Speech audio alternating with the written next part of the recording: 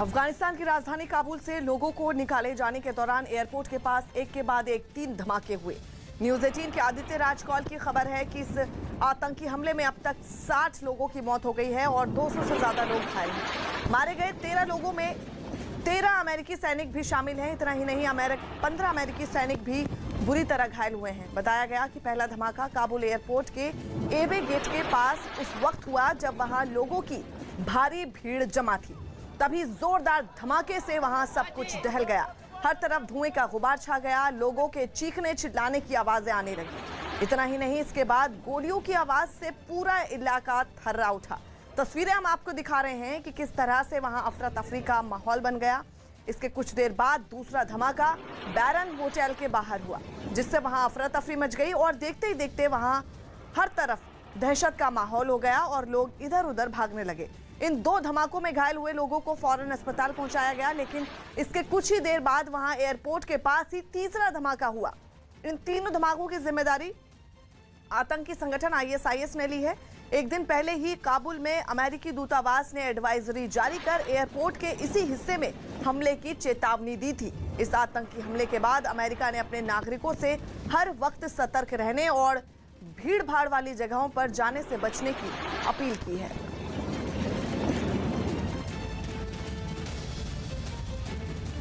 Kabul airport के बाहर हुए सीरियल ब्लास्ट से पूरी दुनिया हिल गई है। इस आतंकी हमले में 60 लोगों की मौत हो चुकी है। अमेरिका के 13 सैनिक भी इस हमले में अपनी जान गंवा चुके हैं। इस आतंकी हमले के बाद अमेरिका के राष्ट्रपति जो बाइडेन ने आतंकियों को कड़ी चेतावनी दी है। उन्होंने कहा कि आतंकी हमले में शामिल किसी भी आतंकी को किसी भी सूरत में माफ नहीं किया जाएगा। आतंकियों को चुन चुन कर मारा जाएगा। उन्होंने ये भी कहा कि अफगानिस्तान में अपने नागरिकों और अपने अफगान सहयोगियों को बाहर निकालने के लिए अमेरिका का मिशन हर हाल में जारी रहेगा। The lives we lost today were lives given in the service of liberty, the service of security, the service of others, in the service of America, like their fellow and sisters in arms who died defending our vision and our values in the struggle against terrorism. Of the fall on this day, part of a great and noble company of American heroes. Those who carried out this attack, as well as anyone who wishes America harm, know this: we will not forgive. We will not forget. We will hunt you down and make you pay. We will not be deterred by terrorists.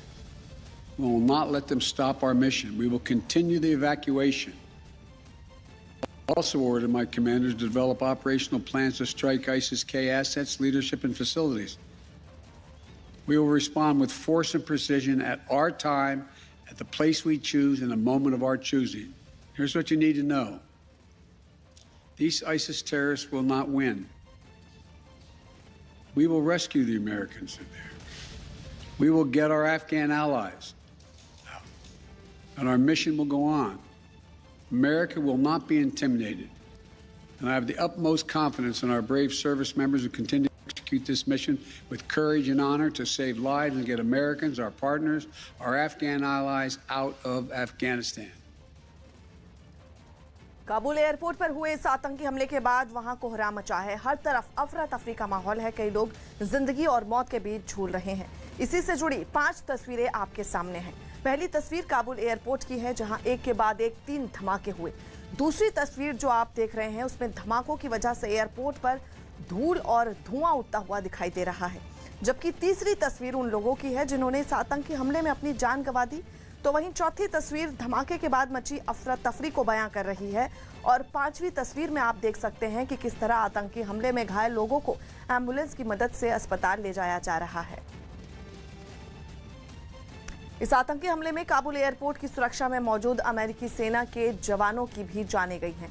इसी से जुड़ी 3 तस्वीरें आपके सामने हैं और तस्वीरों को देखकर आप अंदाजा लगा सकते हैं कि ये धमाका कितना जोरदार था, जिसमें 13 अमेरिकी सैनिकों की मौत हो गई। जिसके बाद राष्ट्रपति जो बाइडेन ने ये बयान दिया कि बदला लिया जाएगा और आतंकियों को चुन चुनकर मारा जाएगा। काबुल एयरपोर्ट पर हुए इस आतंकी हमले की भारत ने भी कड़े शब्दों में निंदा की। विदेश मंत्रालय की तरफ से जो ट्वीट किया गया उसमें लिखा गया कि हम काबुल में हुए बम धमाकों की कड़ी निंदा करते हैं। इस आतंकवादी हमले में मारे गए लोगों के परिवारों के प्रति हमारी हार्दिक संवेदना है। तो वहीं काबुल एयरपोर्ट पर हुए इस आतंकी हमले के बाद तालिबान की तरफ से एक ट्वीट किया गया जिसमें लिखा गया कि इस्लामिक अमीरात काबुल हवाई अड्डे पर नागरिकों पर हुए हमले की कड़ी निंदा करता है। हमला उस इलाके में हुआ जहां सुरक्षा के लिए अमेरिकी सेना जिम्मेदार है। इस्लामिक अमीरात अपने लोगों की सुरक्षा और सुरक्षा पर पूरा ध्यान दे रहा है। इस हमले से कुछ देर पहले ही लोगों को एयरलिफ्ट करने के दौरान एक और बहुत बड़ी घटना हुई। न्यूज एजेंसी रॉयटर्स की रिपोर्ट है कि काबुल एयरपोर्ट से उड़ान भरते ही इटली की सेना के विमान पर फायरिंग की गई। हालांकि राहत की बात यह रही कि इस गोलीबारी में विमान को कोई नुकसान नहीं पहुंचा। ये जानकारी विमान में बैठे इटली के ही एक पत्रकार ने दी और बताया कि जिस वक्त विमान को निशाना बनाया गया तब उसमें करीब 100 अफगान यात्री सवार थे। कजाकिस्तान के तराज शहर से एक दिल दहला देने वाला वीडियो सामने आया जिससे वहां एक मिलिट्री बेस में मौजूद एक गोदाम में जोरदार धमाका हुआ। धमाके की तस्वीर हम आपको दिखा रहे हैं और धमाके की आवाज से आप अंदाजा लगा सकते हैं कि कितना जोरदार था। गोदाम में हुए इस धमाके की वजह से पूरा इलाका थर्रा गया। इस धमाके की वजह से वहां भीषण आग लग गई और जो तस्वीरें सामने आई उनमें एक तस्वीर में धमाके के बाद आग की लपटें आसमान से कई मीटर ऊपर उठती हुई दिखाई दी। धमाके की वजह से पूरा इलाका रोशनी से नहा गया और हर तरफ धुएं का गुबार छा गया। आपको बता दें मामले की गंभीरता को देखते हुए पूरे इलाके को खाली करवा लिया गया है। वहीं तालिबान के अफगानिस्तान के नागरिकों के देश छोड़ने पर रोक लगाने के बाद हालात और बिगड़ गए। इस फरमान से डरे सहमे लोग थर्रा उठे। उन्हें समझ नहीं आ रहा कि वो करें तो करें क्या। इस बीच तालिबान ने अपनी बात मनवाने के लिए हर हथकंडा अपनाया और काबुल एयरपोर्ट के बाहर जुटी भीड़ को तितर-बितर करने के लिए आंसू गैस का इस्तेमाल किया, जिसके बाद एयरपोर्ट के बाहर जुटे लोग यहां वहां दौड़ने लगे। कुछ महिलाएं और बच्चे जो सड़क किनारे बैठे थे उनका तो दम घुटने लगा, लेकिन जो लोग तालिबान की गोलियों से नहीं डरे वो आंसू गैस के गोलों से क्या डरते। वो खांसते रहे। उन्होंने बच्चों के मुंह पर मास्क भी लगा दिया, लेकिन वहां से हटे नहीं। काबुल एयरपोर्ट के बाहर से लोगों को हटाने के लिए उन पर पानी की बौछार भी की गई, लेकिन ये सारे तरीके थोड़ी ही देर तक काम आए। देश छोड़ने की कोशिश में जुटे लोगों ने फिर से हिम्मत बटोरी और अपने कागज दिखाकर एयरपोर्ट के अंदर दाखिल होने की कोशिश करने लगे। तालिबान के देश न छोड़ने के फरमान के बाद तो अफगान नागरिक और घबरा गए। बहुत सारे लोग तो अपना बोरिया बिस्तर समेटकर अफगानिस्तान और पाकिस्तान की सीमा की ओर निकल पड़े और वहां से देश छोड़ने की कोशिश में जुट गए। हजारों लोगों की भीड़ जब अफगानिस्तान पाकिस्तान बॉर्डर पर जुटी तो काबुल एयरपोर्ट से भी बदतर हालात हो गए। काबुल एयरपोर्ट के अंदर कम से कम अमेरिका की सेना मौजूद है, लेकिन सीमा पर तो वो भी नहीं है, जिसकी वजह से अफगानिस्तान पाकिस्तान बॉर्डर पर भगदड़ जैसे हालात बन गए। सीमा पर इकट्ठा इन लोगों को ये तो पता था कि उन्हें देश छोड़ना है, लेकिन ये नहीं कि कैसे, उसका रास्ता क्या है और वो अपना सामान लेकर अफगानिस्तान से पाकिस्तान जाएंगे कैसे। हजारों में जो चंद लोग पाकिस्तान पहुंच गए उन्हें भी कड़ी जांच के बाद वहां एंट्री मिली। तालिबान नहीं चाहते कि अफगानिस्तान के लोग देश छोड़ें। शुरू में तो उन्होंने सख्ती न करने का दिखावा किया, लेकिन बाद में उन्होंने काबुल एयरपोर्ट के बाहर खून की होली खेली। उन्होंने महिलाओं और बच्चों तक पर रहम नहीं किया। गोलियों की तड़तड़ाहट और काबुल एयरपोर्ट के बाहर चीखते मासूमों की आवाज दुनिया सुन चुकी है।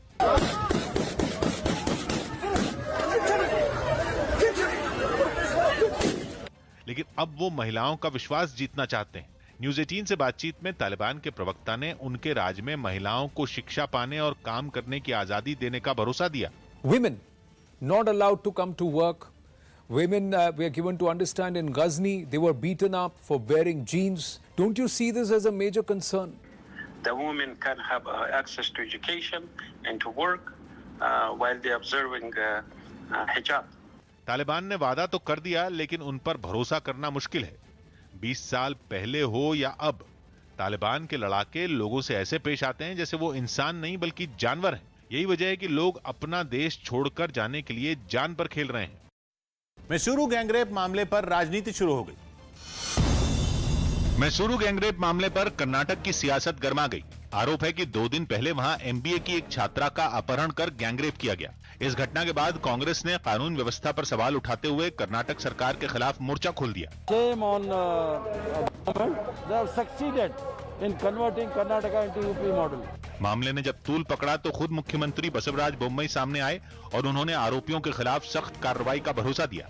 We are joining the dots. Very soon they will be caught. IPL की तैयारियों में जुटे महेंद्र सिंह धोनी समेत चेन्नई सुपर किंग्स के कुछ खिलाड़ी यूएई में बीच पर वॉलीबॉल खेलते नजर आए।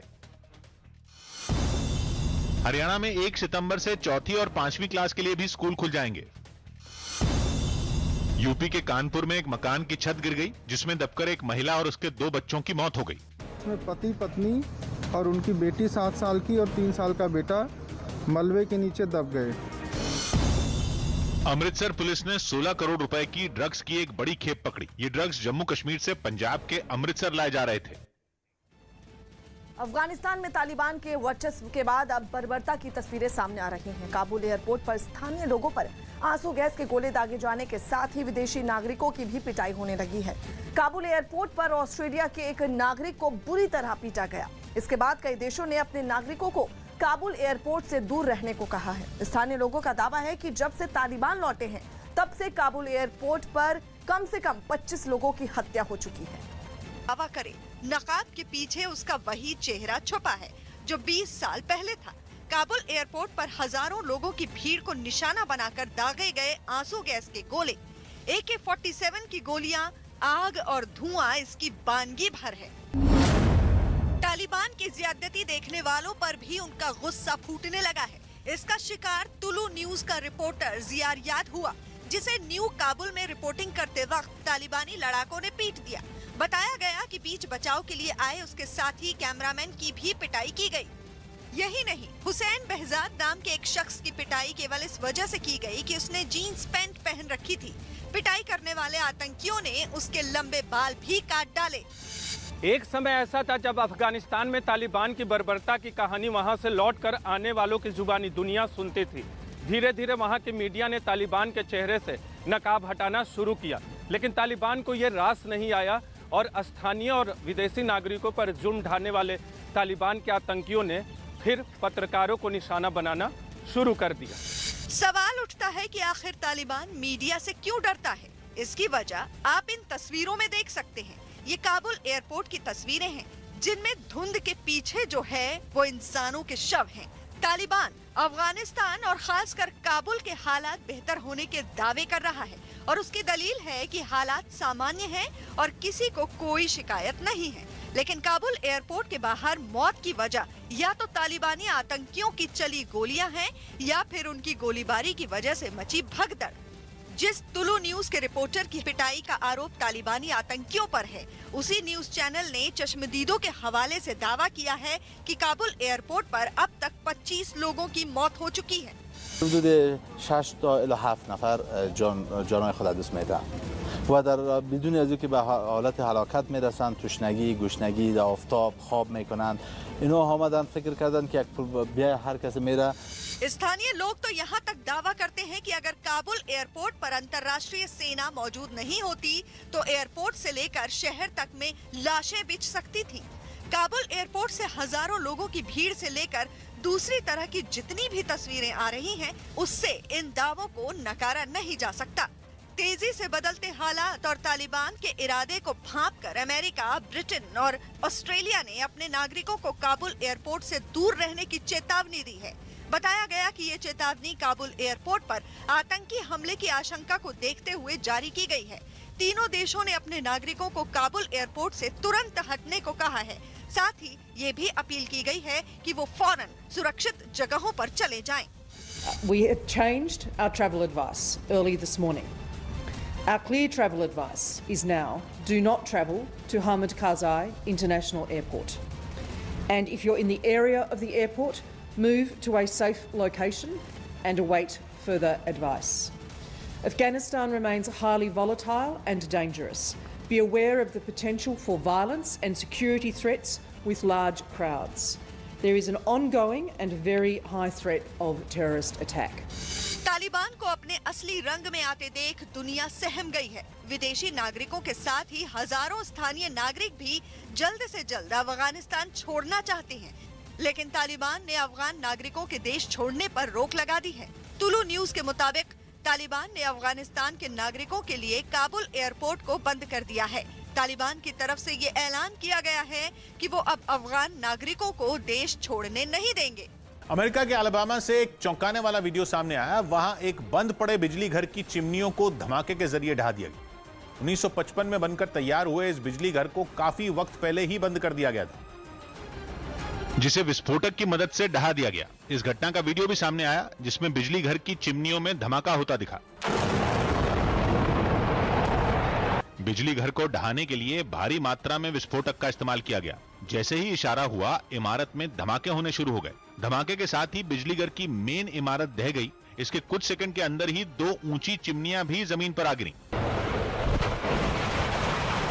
चिमनियों के गिरते ही वहां से धूल और धुएं का ऐसा गुबार उठा जिसने पूरे इलाके को ढक लिया। कुछ ही मिनटों में वो पूरा बिजली घर मलबे के ढेर में तब्दील हो गया। नुसरत जहां ने बेटे को जन्म दिया। टीएमसी सांसद नुसरत जहां मां बन गईं और उन्होंने कोलकाता में एक बेटे को जन्म दिया। दिल्ली के धौला कुआं इलाके में बीच सड़क पर एक आदमी ने कार सवार को गोली मार दी। बताया गया कि हमलावर अपनी गाड़ी आगे निकालना चाहता था, लेकिन सामने वाली कार बार बार उसके रास्ते में आ रही थी, जिस पर वो इतना भड़क गया कि उसने उस कार पर फायरिंग कर दी। आरोपी ने उनके इस तरफ से गोली उनकी कार के बाईं तरफ से आया और उसके बाद उसने पीछे से गोली मारी है। बाद में उस आदमी को गंभीर हालत में अस्पताल में भर्ती कराया गया। खबर है कि आरोपी पुलिसकर्मी का बेटा है, जिसे गिरफ्तार कर जेल भेज दिया गया। गोली उसके अंदर ही रह गई थी, तो वो कल हॉस्पिटल में गया होशोहवास में और उसका ऑपरेशन हुआ और वो सही सलामत है। यूपी सरकार ने बुलंदशहर के राजकीय मेडिकल कॉलेज और लखनऊ के सुपर स्पेशलिटी कैंसर इंस्टीट्यूट का नाम कल्याण सिंह के नाम पर रखने का ऐलान किया। यूपी में रात 10 बजे के बाद नाइट कर्फ्यू सख्त किया जाएगा। सीएम योगी आदित्यनाथ ने अधिकारियों के साथ बैठक में इसके निर्देश दिए। कुछ राज्यों में कोरोना के मामले तेजी से बढ़ रहे हैं, इसी को देखते हुए खास सावधानी बरतने को कहा गया। दिल्ली में जेएनयू के एक हॉस्टल में एक महिला की संदिग्ध हालात में मौत हो गई। इस महिला का पति जेएनयू से पीएचडी कर रहा है। अफगानिस्तान में हर रोज तालिबान के जुल्मों की तस्वीर दुनिया के सामने आ रही है। कहीं महिलाओं को नौकरी छोड़ने का फरमान सुनाया जा रहा है, तो कहीं पत्रकार की सरेआम हत्या हो रही है। कहीं घर घर जाकर हथियारबंद तालिबान लड़कियों की तलाश कर रहे हैं। क्या हथियारबंद तालिबान बेलगाम होकर मनमाने तरीके से आतंक का राज कायम कर रहे हैं? सारी दुनिया इन तमाम सवालों का जवाब जानना चाहती है। इसलिए न्यूज़ 18 ने तालिबान के प्रवक्ता सुहेल शाहीन से एक्सक्लूसिव बातचीत में हर सवाल का जवाब मांगा।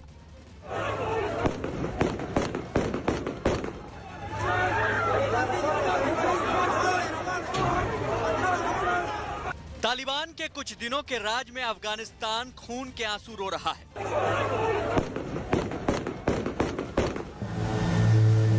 पूरा अफगानिस्तान काबुल में आकर सिमट गया है, ताकि तालिबानी आतंकियों से हमेशा के लिए दूर जा सके।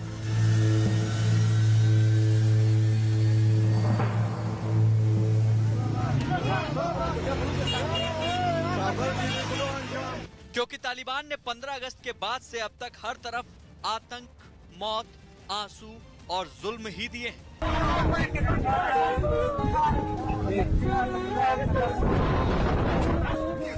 अमेरिका जैसी महाशक्ति भी अब इस खौफ में है कि 31 अगस्त के बाद अफगानिस्तान में क्या होगा। क्या सच में तालिबान का 20 साल पुराना आतंक और जुल्म वहां शासन करेगा? क्या यह सच है कि तालिबान कभी नहीं बदल सकते? अफगानिस्तान में तालिबानी आतंकी जो कुछ कर रहे हैं वो सारी दुनिया देख रही है। तो क्या तालिबान नेताओं को ये सब नहीं दिख रहा है? जिन पर सवाल उठा रहे हैं, न्यूज़ 18 ने उन्हीं तालिबानी नेताओं से जवाब मांगा। सुहेल शाहीन, तालिबान के प्रवक्ता सुहेल शुरू से ये दावा कर रहे हैं कि उनके नेता आतंक का नहीं बल्कि इस्लामिक कानून का शासन चलाएंगे। न्यूज़ 18 को तालिबान के प्रवक्ता सुहेल शाहीन ने बताया कि सरकार कब और किस सूरत में बनेगी। It's been almost more than a week, close to 10 days, since the Taliban takeover, but the various groups are still struggling to form government. Your representatives have also made an outreach to the likes of Amrullah Saleh. How do you see the situation and how long will it take for it to be resolved? Yes, the time taken for the consultation and deliberation, it shows that we are intending to have all Afghan personalities and politicians in the new future government.